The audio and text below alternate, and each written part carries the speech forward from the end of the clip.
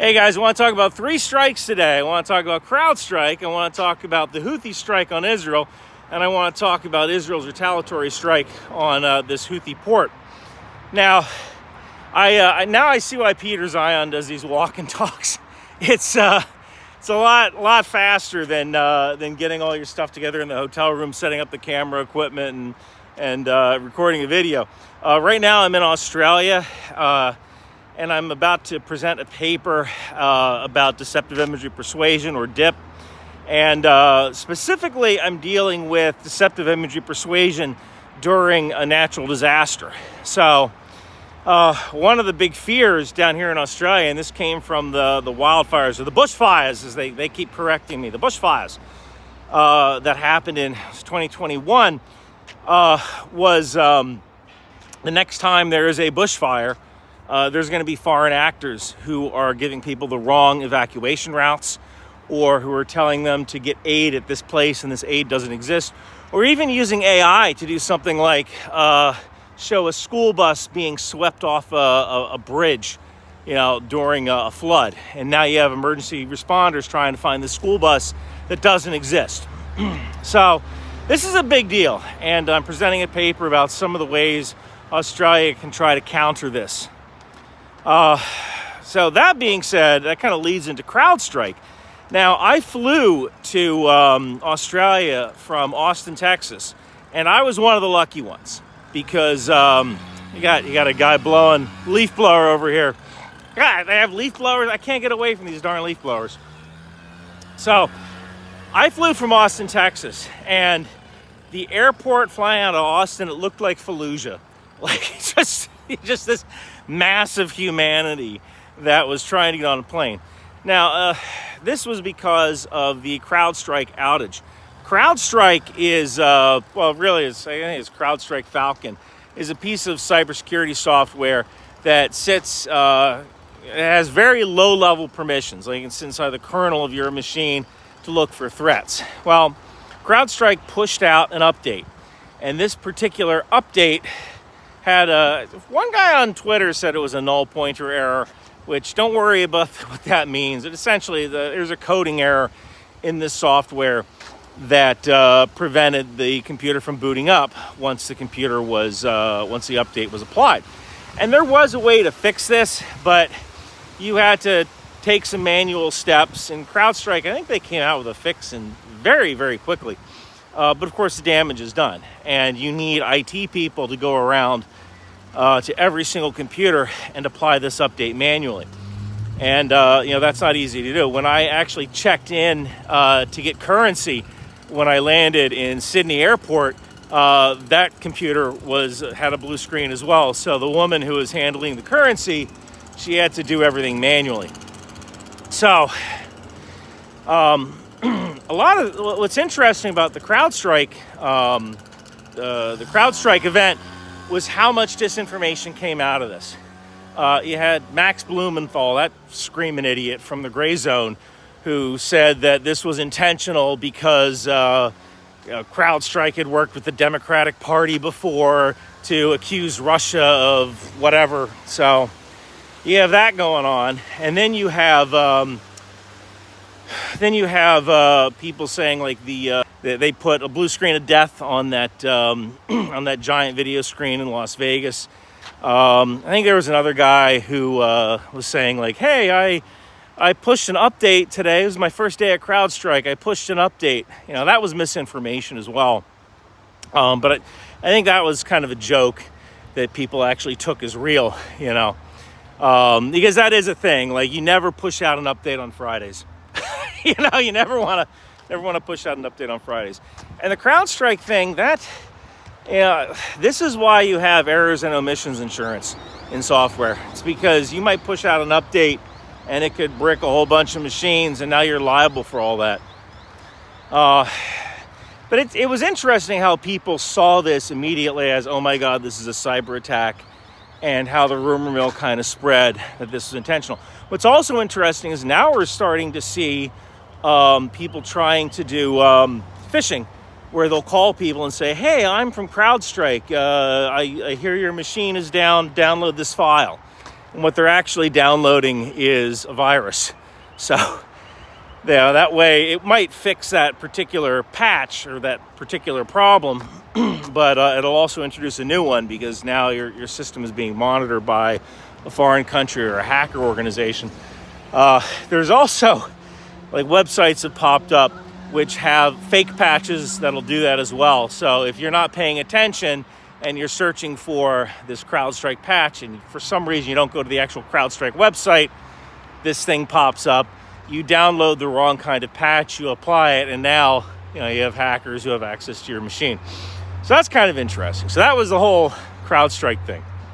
The Houthi strike on Israel, which happened, I think it was Friday. I don't even know what freaking day it is. I think it's Monday now in Australia.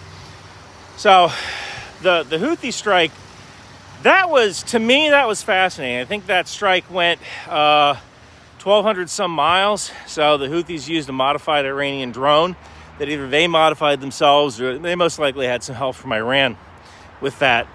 And they were able to successfully bypass Israel's air defenses. They were able to go up the Red Sea. They weren't detected by any ships that were in the Red Sea. And then they were able to go over the Sinai through Egypt's airspace. And I'm sure Egypt isn't crazy about that.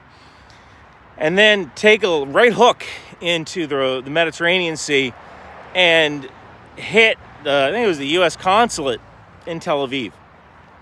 That was actually pretty darn impressive that they were able to do that. And I think it shows that non-nation state actors are now gaining the capability with software and drone technology to initiate strikes like that. Things that just 10 years ago, just 5 years ago, you needed a nation state to launch a weapon 1,200 miles, right? And now you can have a non-state actor do that. This actually, the interesting thing about that is I could see cartels doing that. I could very easily see drug cartels in Mexico firing drone-launched munitions at rival cartels or at police stations, or I could see a really stupid cartel firing one into the U.S. To take someone out they don't like. Although that would probably result in the kind of retaliation that Israel performed on the Houthis. Israel, in retaliation for that attack on Friday, Israel, essentially like the next day, I think it was while I was flying, I saw this, Israeli F-35s and F-15s struck a Houthi port in Yemen. And this particular port had mainly contained petroleum oil lubricants. You saw that burning, right? And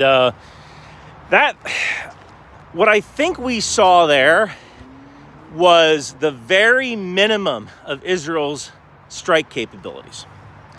When we talk about, let me try to get out the sun here. We talk about the Houthis and the Houthis firing a cruise missile 1,200 miles toward Israel. That was the extent, the upper end of the Houthis' strike capability. What Israel showed when they hit that pole farm and that port in Yemen was they were at the lower end, the minimum end of their strike capabilities. And while it's great that a non-state actor might be able to develop a crewed drone that could follow waypoints 1,200 miles, and that's a pretty darn impressive capability, there still is something to be said for state actors loading up F-35s and F-15s with munitions, flying 1,200 miles and executing, I think it was 8 precision strikes against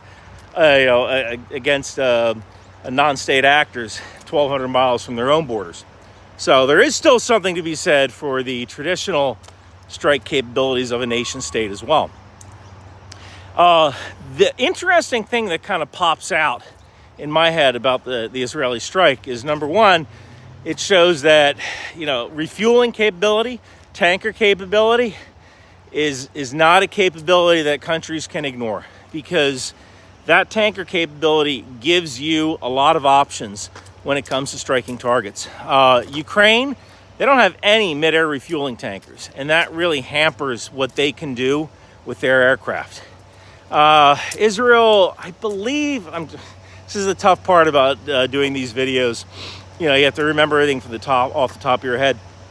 I want to say they have maybe 8 or 10 tankers. I'll look when I get back to the hotel room. I'll correct myself down here if I'm wrong.